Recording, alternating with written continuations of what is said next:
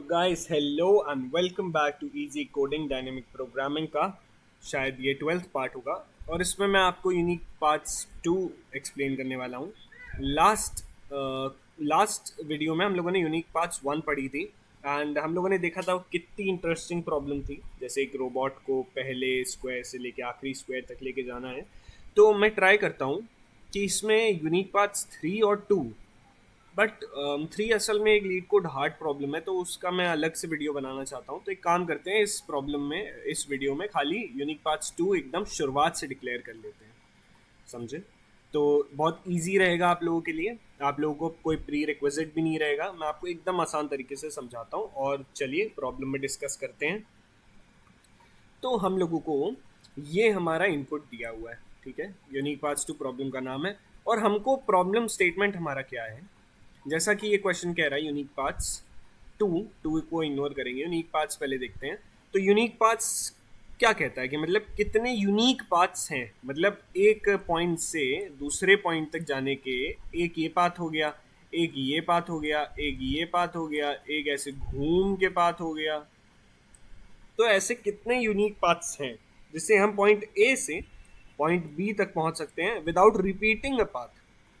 मतलब एक बार हम इस पाथ से जा चुके हैं तो इसको एक ही गिनेंगे, हम दोबारा इस पाथ से नहीं जा सकते, ठीक है? तो ये होता है यूनिक पाथ्स का मतलब। अब क्वेश्चन में ये कहाँ फिट बैठता है, तो क्वेश्चन में ये इस हिसाब से है कि क्वेश्चन में हमें दिया हुआ है कि एक रोबोट है, ठीक है? ये एक रोबोट है, इंसान की तरह बना दिया बट रोबोट ही मान लो इसको। ये एक रोबोट है और ये हमेशा इस पॉइंट से स्टार्ट करता है, ठीक है? 0,0। या अगर आप इसे 3x3 मैट्रिक्स मानते हैं और 1 इंडेक्सिंग यूज कर रहे हैं तो 1,1 भी लिख सकते हैं, जैसा भी आपको ठीक लगे। लेकिन कोडिंग की भाषा में ये 0,0 माना जाएगा। एंड हमें क्या करना है, हमें हर बार इस रोबोट को पहले पॉइंट से इस पॉइंट तक लेके आना है, ठीक है? ये है हमारा 3x3 या कोडिंग के हिसाब से 2,2। ओके, तो हमें 0,0 से 2,2 जाना है और हमें देखना है कितने यूनिक पाथ्स हैं, ठीक है? कितने यूनिक पाथ्स हैं। और मूवमेंट का हम लोगों को क्या दिया हुआ है कि मूवमेंट या तो रोबोट खाली राइट जा सकता है या नीचे जा सकता है। There is no going left और गोइंग अपवर्ड्स, बिकॉज अगर आप शुरू से स्टार्ट कर रहे हैं तो डाउन राइट जो है वही तो होगा। मतलब आपको एंड तक जाने के लिए हमेशा डाउन राइट ही तो जाना पड़ेगा, क्योंकि आप रो आखिरी रो तक पहुंचने के लिए डाउन और आखिरी कॉलम तक पहुंचने के लिए राइट। तो ये रो है, इसको रो कहते हैं। एंड दिस इज कॉलम्स, ये सब कॉलम्स हैं। This is row and this is column. RC format last video में आपको एक्सप्लेन किया था। अगर आपको थोड़ा और गहराई से जानना हो तो एक बार आप आखिरी वीडियो भी देख लीजिए, आपको बहुत फायदा रहेगा। तो ये है हम लोगों का, ये दो ट्रेवर्सल्स हम नहीं कर सकते, खाली राइट जा सकते हैं, खाली नीचे जा सकते हैं, ठीक है? तो फिर क्या आता है, हमारे पास चॉइस आती है कि नहीं आती? अगर एक जगह पे रोबोट खड़ा है, या तो उसको राइट ले जा सकते हैं या नीचे ले जा सकते हैं, दो चॉइसेस है ना हमारे पास। तो जहां भी चॉइस बनती है, मैं आपको 1000 बार बता चुका हूँ, पूरी प्लेलिस्ट के हर वीडियो में मैंने 10 बार रिपीट किया है कि जहां भी चॉइस बनती है there is a recursion always. अगर आपको राइट या लेफ्ट में से या नीचे में से कोई चॉइस बन रही है तो आपको दोनों चॉइसेस एक्सप्लोर करके देखना पड़ेगा कि कौन सी चॉइस आगे जाके ज़्यादा बेनिफिशियल प्रूव हो रही है हमारे क्वेश्चन के लिए, या कम टाइम ले रही है या कम कॉस्ट ले रही है। कौन सी चॉइस इन ऑल, मतलब एक मूव को नहीं कंसिडर कर रहे हैं, पूरे मूवमेंट को कंसिडर कर रहे हैं, ठीक है? और राइट और नीचे का ये भी मतलब नहीं है कि आप खाली राइट जा रहे हैं तो राइट ही जा रहे हैं, नहीं। आपके पास हर पॉइंट पे दो चॉइसेस है, मतलब आप पहले राइट गए, फिर आपके पास राइट जाने के बाद दो चॉइसेस हैं, नीचे भी जा सकते हैं, तो राइट डाउन या राइट राइट। फिर अगर राइट राइट गए उसके बाद भी आपके पास दो चॉइसेस है, राइट राइट डाउन या राइट राइट राइट। तो ऐसे करके बहुत सारी चॉइसेस बन जाती हैं।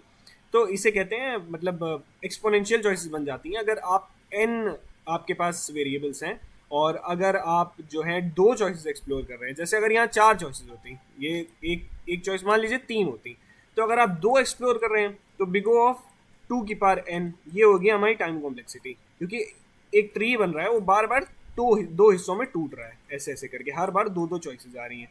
और यहीं पे अगर 3 होती तो हमारी टाइम कॉम्प्लेक्सिटी होती बिग O ऑफ 3 की पावर n।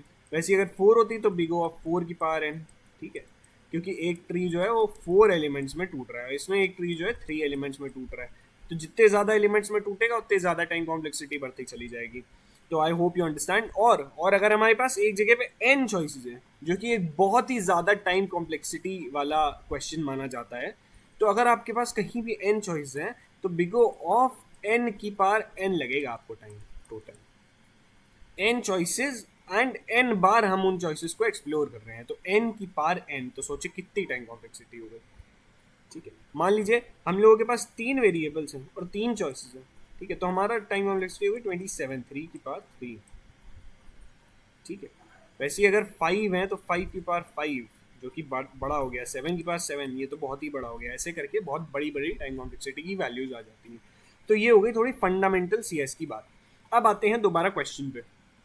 तो यहाँ पे हमें क्या है, हमारे पास 2 ही चॉइसेस हैं, एक राइट जाना है, एक नीचे जाना है। टाइम कॉम्प्लेक्सिटी कितनी बन रही है, बिगो ऑफ 2 की पावर n। तो क्या इस टाइम कॉम्प्लेक्सिटी में चलेगा क्वेश्चन? नहीं चलेगा।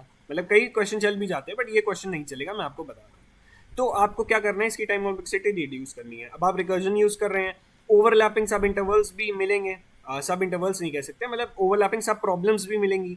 ठीक है, जैसे आप एक बार यहाँ खड़े होकर राइट जा चुके हैं, तो आप दोबारा वहाँ खड़े होकर राइट नहीं जाएंगे, आप पहले कैलकुलेट कर लेंगे यहाँ राइट जाके हमें प्रॉफिट कितना हुआ था, तो वो उससे हमारी डीपी लग गई। अब डीपी लग गई तो बिगो ऑफ n स्क्वायर में हो गया हमारा क्वेश्चन, इजी। ठीक है, तो अब क्वेश्चन कैसे करना है वो देखते हैं। मैंने जैसे पार्ट 1 में आपको बताया था, अगर आपने वो देखा है तो उस पार्ट में कुछ है ही नहीं। उसमें क्या था, हम लोगों को ये ग्रिड नहीं दी थी, हम लोगों को दिया था m n, n या m, n ले लीजिए। ठीक है, तो ये हमारी रो है, ये हमारे कॉलम है। ठीक है, तो इसमें क्या है, 3x3 है, तो ये रो है, ये कॉलम है। ठीक है, अब इस क्वेश्चन में सिर्फ एक लौती चीज हम लोगों को जो डिफरेंट दी गई है वो है कि हम लोगों को ये 1 दिया हुआ है। 0 0 तो ठीक है, यहाँ स्टार्ट कर रहे हैं, यहाँ एंड कर रहे हैं, बिल्कुल सब में 0 0। ये 1 क्यों दिया है? ये 1 है एक ऑब्स्टिकल, ऑब्स्टेकल। ठीक है, ऑब्स्टिकल यानी कि आपकी बाधा।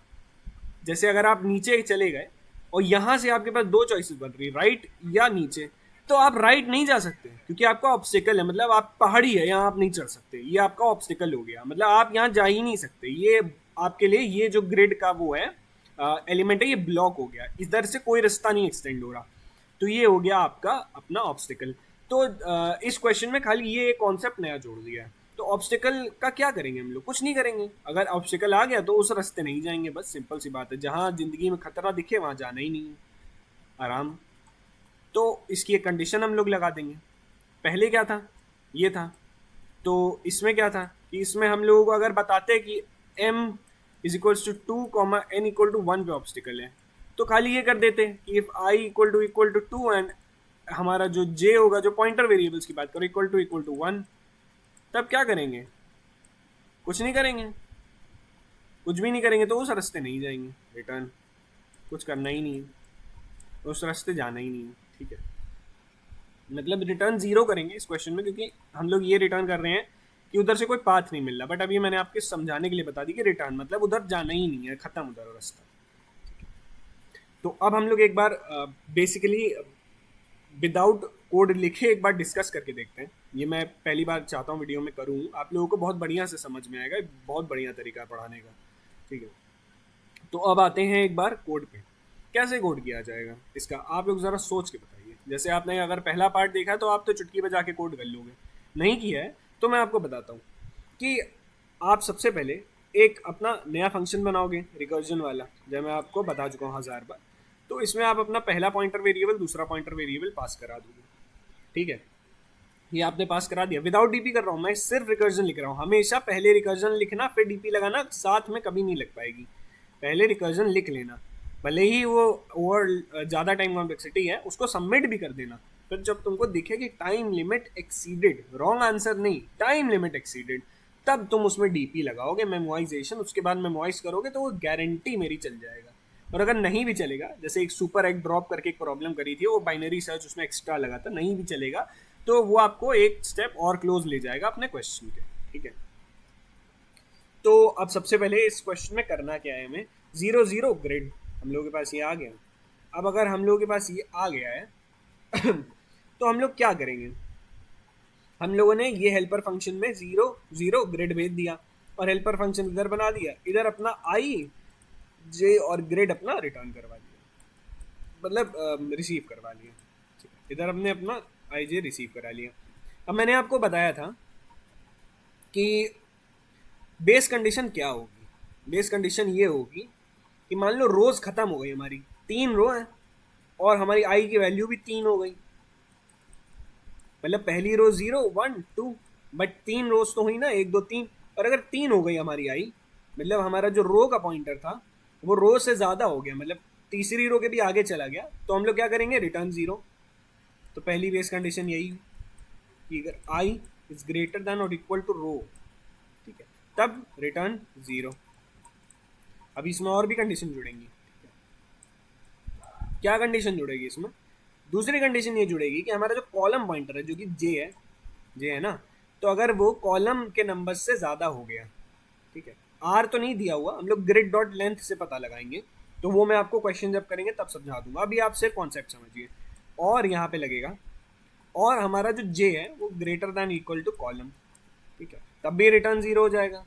हो जाएगा कि नहीं? कॉलम के बाहर आ गया तो अब कोई रास्ता थोड़ी बन रहा है, कॉलम के बाहर आ गए, खत्म काम। ठीक है, अब तीसरा कॉन्सेप्ट क्या बनेगा? मैंने आपको जो ऑब्स्टिकल वाला बताया था, यही हमारा तीसरा कॉन्सेप्ट बनेगा कि अगर हमारा जो है ग्रिड का, यहाँ पे ऊपर लिख दे रहा हूँ ध्यान से, ये कंडीशन अंदर आएगी इधर और लगा के, ग्रिड का हमारा जो आई जे है उसकी वैल्यू इक्वल टू 1 हो गई, तब भी हमारा 0 ही रिटर्न होगा, रिटर्न 0। क्यों? क्योंकि हम लोग ऑब्स्टिकल पे आ गए हैं। ऑब्स्टिकल पे आ गए मतलब ये रास्ता वैलिड ही नहीं है। जैसे आप इधर से इधर आए थे, ठीक है, तो इधर 0 रिटर्न हो गया, आप इधर आ गए दोबारा, तो अब आपके पास खाली नीचे ही जाने की चॉइस बची है, अब आप और कहीं नहीं जा सकते। और एक बार क्वेश्चन आके खोल के देखोगे तो आपको समझ में आएगा, 0 से नीचे गए, राइट जा नहीं सकते, तो नीचे गए फिर राइट गए, ऊपर जा नहीं सकते, ठीक है, फिर राइट गए, तो आंसर आ गया हमारा। एक रास्ता ये हो गया और एक रास्ता ये हो गया, बस यही 2 रास्ते हैं और कोई तीसरा रास्ता है ही नहीं क्वेश्चन में, तो इसका आउटपुट 2 है। ये अगर नॉर्मल क्वेश्चन होता तो इधर इधर इधर इधर करके भी बनता, इधर इधर इधर इधर करके भी बनता, इधर इधर इधर इधर इधर करके भी बनता, कितने सारे रास्ते बन जाते, सोचिए। बट अभी के केस में सिर्फ 2 रास्ते बनेंगे क्योंकि हम बीच वाला एलिमेंट ब्लॉक कर दिए। ठीक है, फिर क्या करेंगे? फिर करेंगे हमारा हेल्पर फंक्शन दोबारा कॉल करेंगे। हेल्पर फंक्शन दोबारा कॉल करेंगे वही सेम आई जे ग्रिड के लिए, प्लस हम लोगों के क्या होगा, एक में हमारी रो चेंज होगी और दूसरे में हमारा कॉलम चेंज होगा, बाकी सब सेम रहेगा, कॉमा ग्रिड। ठीक है, और इन दोनों को प्लस करके हम जो आ रही है हमारा आंसर वो रिटर्न करा देंगे। इतना सिंपल क्वेश्चन है। ठीक है, अब इस क्वेश्चन को लीड कोड पे कोड करेंगे। बिल्कुल ये चीज़ याद रखिएगा, ऐसे ही क्वेश्चन होगा, चाहे भले ही आप कॉपी में आपको नोट करना पड़े, बिल्कुल नोट करिए, क्योंकि कॉपी में नोट करी हुई चीज़ें ना दिमाग से जाती हैं ना फर्नीचर या कॉपी से जाती हैं, ठीक है, स्टेशनरी से जाती हैं, तो बड़ा आसान हो जाता है उससे चीज़ें और याद भी होती हैं। मैं कॉलेज में हूँ, मैंने बहुत सीखा है कि लोग लिखते ही नहीं है, दिमाग में कर लेंगे, लैपटॉप में कर लेंगे, लेकिन लिखना बहुत इंपॉर्टेंट होता है, फास्टेस्ट वे टू लर्न। ठीक है, अब आते हैं क्वेश्चन पे। तो ये रहा क्वेश्चन एंड इसमें दोबारा से देख लीजिए क्या दिया है, 0 0 0 0 1 0 0 0 0, तो ये 0 0 0 0 1 0 0 0 0। अब 1 की जगह इन लोगों ने पत्थर रख दिया है, माउंटेन बना दिया है, लेकिन वो उसको बाइनरी में 1 से ही रिप्रेजेंट करेंगे, या कंप्यूटर लैंग्वेज में या एरे में 1 से ही रिप्रेजेंट कर रहे हैं, और 0 0, ठीक है, या इसको किसी चीज़ से रिप्रेजेंट नहीं कर रहे, भले ही आप करना चाहो तो पहले ही डाल दो इधर आंसर, ये 2 डाल दो, तो जैसे ही 2 हुआ वैसे ही हमारा आंसर आ गया। ठीक है, अच्छा बेस कंडीशन उधर मैं एक भूल गया था, क्या भूला था कि अगर हम यहाँ पहुँच गए तो रिटर्न 1 भी तो कराना है भैया, नहीं तो आंसर ही नहीं निकलेगा। वैसे ही का वैसा क्वेश्चन है, m क्रॉस n, उसमें mn दिया हुआ था, इसमें ग्रेड दी हुई है। ठीक है, अब दोबारा एक काम करते हैं, आराम से चलते हैं, रिटर्न कराएंगे अपना हेल्पर फंक्शन जो हम लोग हर बार कराते हैं। सब क्वेश्चन मैं सेम ही तरीके से कर रहा हूँ ताकि आप लोगों को कोई दिक्कत ना हो। ठीक है, ये हमारी हो गई ऑब्स्टिकल ग्रिड नाम है इसका, अरे बाप रे बाप इतनी बड़ी नाम, ऑब्स्टिकल ग्रिड, ये हमारा नाम हो गया। ठीक है, फिर इधर हम लोगों ने 0 और 0 पास करा दिया, तो ये हमारी 2 अलग अलग वैल्यूज़ हो गई। ठीक है, अब आते हैं हेल्पर फंक्शन, इसमें पीछे पब्लिक इंट लगाना भूल गया मैं। वैसे जावा में क्या करना रहेगा कि जो आपका जो मेन फंक्शन पे जो पैरामीटर्स दिए हुए हैं, जब पब्लिक इंट दिया हुआ है, ठीक है, ये हो गया आपका क्या कहते हैं इसको, भूल गया मैं, ये रिटर्न टाइप हो गया, तो वही रिटर्न टाइप यहाँ पे लगा दिया, ये हो गया एक्सेस मॉडिफायर। ठीक है, तो उसके बाद इधर लगाया हम लोगों ने अपना इंट, ये हम लोगों ने अपनी ग्रिड रिसीव करी। अब यहाँ पे हम लोग उसका नाम खाली ग्रिड लिख देते हैं, इजी इनफ। इधर इंट आई कॉमा कॉमा बार हो गया है कॉमा इंट जे। अब क्या करना है, सबसे पहले बेस कंडीशन करनी है, ठीक है। और मैं आपको एक चीज़ और बता दूं, फाइनल चीज़, जब भी आपको 2D एरे में मैट्रिक्स दी होगी तो हमेशा जो नंबर ऑफ रोज होंगी वो होगा जो 2D एरे है उसका लेंथ, ठीक है। हमेशा यही होगा, क्योंकि नंबर ऑफ एरेज, जो एरे के अंदर जो एरे होते हैं, ठीक है, वो हमारी रोज होती हैं। एक के नीचे एक लगाओगे तो रोज जैसा ही दिखेगा ना। अब ये 0 0 0, अब दिखाता हूँ, रुको मैं कंट्रोल सी, इधर कंट्रोल बी।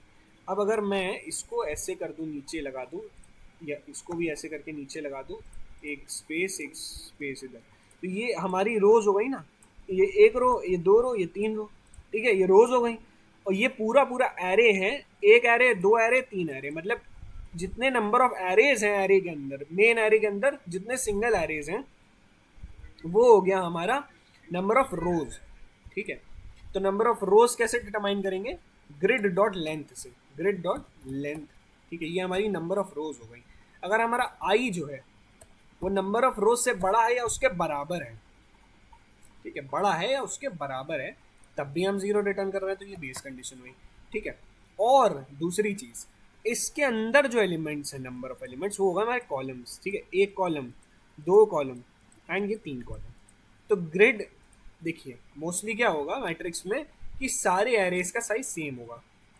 तो आप सारे एरेज का साइज सेम है, तो आप क्या करिए, सबसे पहले ग्रिड का जीरो डॉट लेंथ आप लगा दीजिए। मतलब जो इस एरे, इस कॉलम का साइज है उतना ही सारे कॉलम्स का साइज होगा, ठीक है। इसको कमेंट आउट कर देते हैं, इधर लगाएंगे। और मेन हमारा जो आया, जो चेंज कर रहा है पिछले क्वेश्चन से इस क्वेश्चन को, वो क्या है कि ग्रिड का आई जे इक्वल टू वन हो गया, अगर मतलब ऑब्स्टेकल पे आ गए, तब क्या करेंगे, रिटर्न जीरो।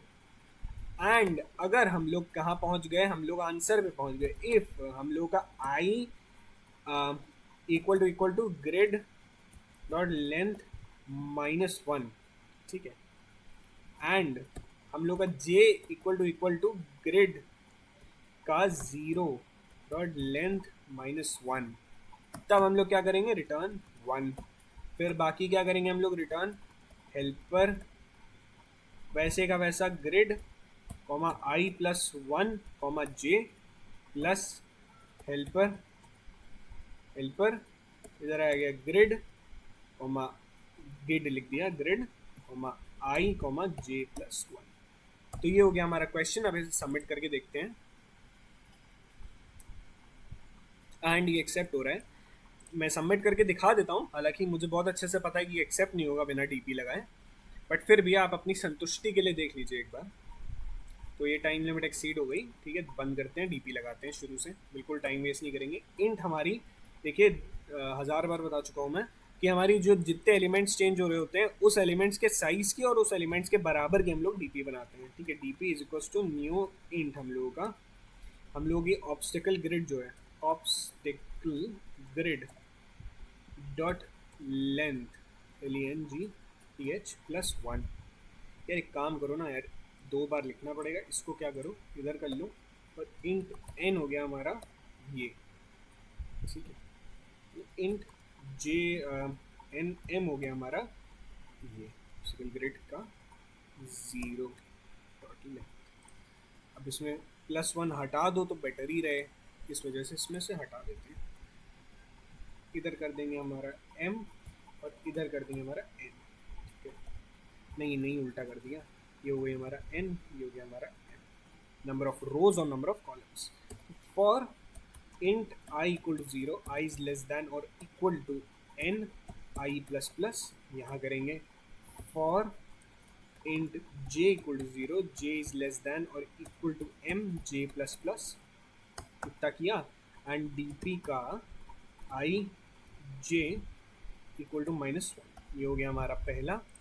इधर हम लोग dp पास करा रहे हैं, एंड इधर हम लोग अपनी dp कराएंगे रिसीव, करा लेना, रिसीव करा लें, ठीक है। और जहाँ जहाँ हुआ है i j इक्वल टू, ये हमारे पॉइंटर वेरिएबल्स हैं, इसको करा कॉपी, इधर किया पेस्ट, इधर भी किया पेस्ट, ठीक है। अब इफ हमारा p का i j is not equal to -1, तो रिटर्न p का i j, ठीक है। इधर पास कराएंगे अपनी dp, इधर भी पास करेंगे dp, एंड इसको सबमिट करके देखते हैं। तो this question is still not working, क्यों नहीं चल रहा, एक बार दोबारा देखेंगे। ऑब्स्टिकल ग्रिड का 0 डॉट लेंथ, एक सेकेंड रन करना पड़ेगा पहले, एंड dp का i j is equal to -1। इसमें मैंने सॉरी +1 नहीं लगाया, +1 लगाना था मुझे। अब सबमिट करते हैं, अब गारंटीड चल जाएगा, मेरी गारंटी चल जाएगा। तो देखो चल गया ना, सबमिट हो गया, बीट्स 100%। एंड ये हो गया हमारा क्वेश्चन सॉल्व। अब अगले पार्ट में हम लोग इन्हीं पार्ट 3 भी पढ़ेंगे, वो एक हार्ड लीड कोड क्वेश्चन है, तो उसके लिए आप 1-2 बार ये क्वेश्चन प्रैक्टिस कर लीजिए, कोई दिक्कत नहीं होगी आपको, ईजी ना, ठीक है। एंड फिर दोबारा मिलते हैं, तो good bye and take care, और पढ़ते रहिएगा।